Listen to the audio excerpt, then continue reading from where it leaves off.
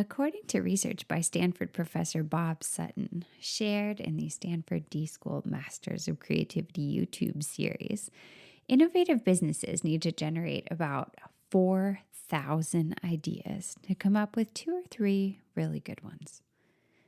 Think about that for a second. 4,000 ideas. What does that mean for our students? In their busy whirlwind days, they're likely to opt for their first or second idea on any given assignment. A thesis pops into their head? They'll probably hit the ground running with it so they can get their paper done. They think of a project concept for Genius Hour? Boom, they jump on board. In an era of busy, and test prep, brainstorming often gets shortchanged. But what if that means students are spending hours, days, even weeks on ideas that don't really deserve their time? Ideas they would have quickly surpassed with a few more minutes of thinking and a quick feedback session with a partner. Today on the pod, let's talk about how we can build a better brainstorming engine into our projects, paper processes, and units. We're going to take a peek at 2 quick case studies today. One in a classroom full of students just getting started on a podcasting project, and another from my recent experience working on a concept for PD.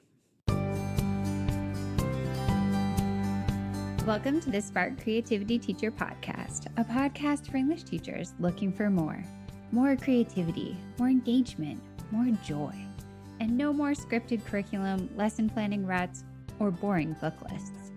I'm Betsy Potash, and I'm honored you're trusting me to help. You're not alone on this creative journey anymore. Recently, I got to guest teach a class in the midst of a life skills podcasting unit that I had been collaborating with the teacher on.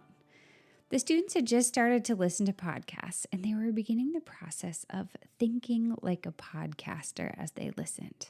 But they hadn't started the process of coming up with their own ideas for shows just yet. So, together, we listened to a few show trailers. These show trailers are just a minute or 2 long, and they give a strong sense of what the show is going to feel like. It's like an ad for the show that they made themselves to put up at the top of the podcast in the podcast players. As we listened, we took a little time to rate and review each of the trailers. I asked students to consider, would they listen to this show? How would they change this show to make it more interesting to them? What rating would they give the show? It was pretty fun. We enjoyed criticizing these professional podcasters and also shouting out what they did well. It reminded me a lot of my favorite part of a lot of poetry slam units, where I would play videos of different poets and let students rate them based on whatever criteria they wanted. Did they like the poem or didn't they? It was the same with these trailers. But eventually we had to move on from this particular fun activity. It was time for them to start thinking about their own shows. I set a timer and challenged the kids to come up with 10 show ideas. Now, in the past, I might have offered them 5 minutes to come up with a show idea, but not anymore. I told them about Bob Sutton's research, and I asked them to come up with 10.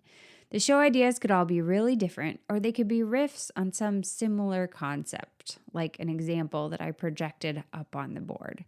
In my list of 10, the main theme was how to get a car loan. But my top topic was how to get a car loan, and then I just kept changing it a little, like how to get the best junker car for your money, how to buy a used car, how to choose the best used car, why you shouldn't buy a new car, where to buy a car when you're 16, what to do when you're 16 so you can have a car when you're 18, how to afford a car as a teenager, why having a car as a teenager is overrated, 10 reasons to buy a junker car at 16. So you get the idea. I just sort of brainstormed out from my original concept, and that's what I wanted students to do too. After about 5 minutes, most of the class had 10 ideas as I was wandering around and checking in. So next, I invited them to stand up and mix. I wanted them to find a new partner away from the table that they had been talking with about the original show trailers and get some feedback from somebody that they were maybe not best friends with. So they found a new partner, and their goal there at their new spot was to share their 10 ideas and get that list narrowed down to 3.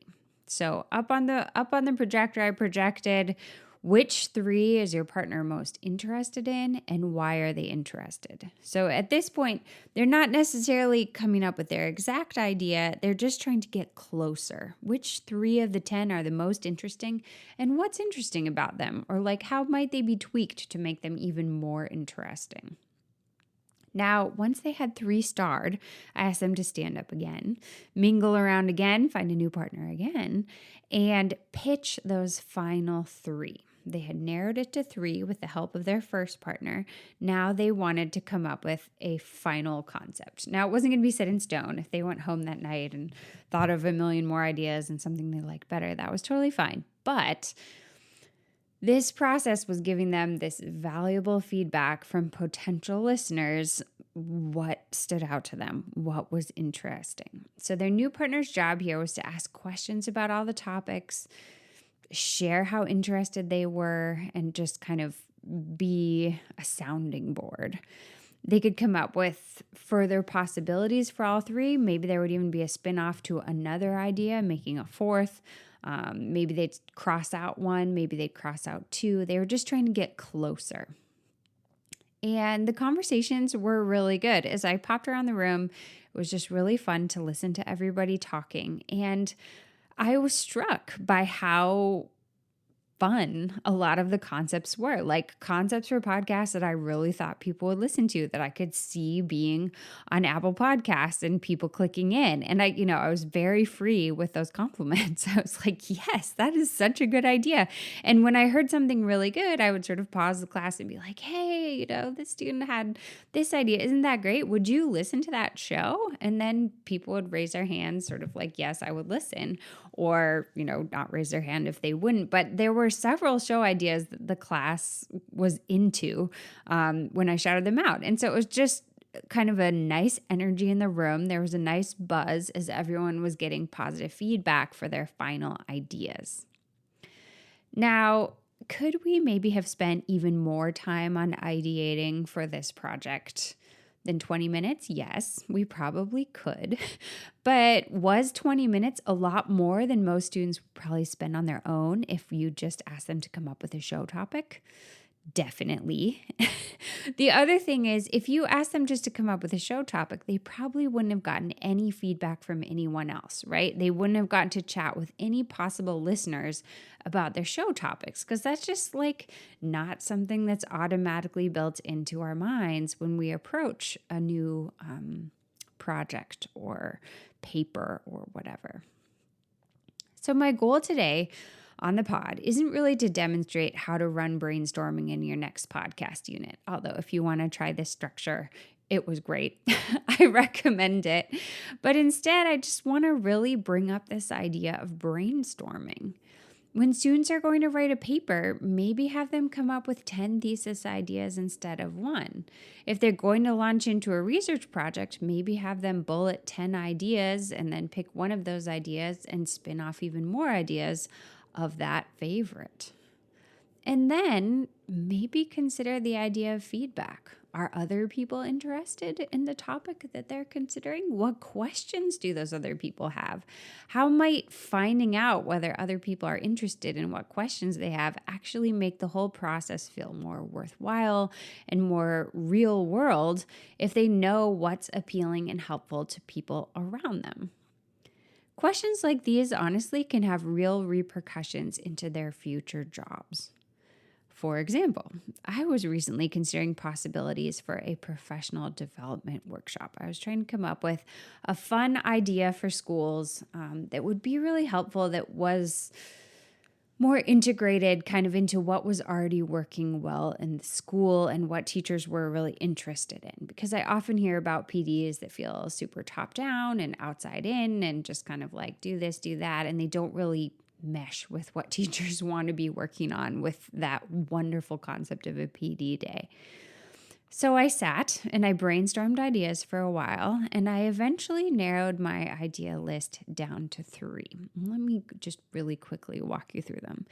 In the first concept, I would have a challenge day. Teachers would get to work on a project challenge of their choice. And there would be cards that they could choose from, a whole bunch of different possibilities. Maybe it would be like upgrading their classroom space to make it more something.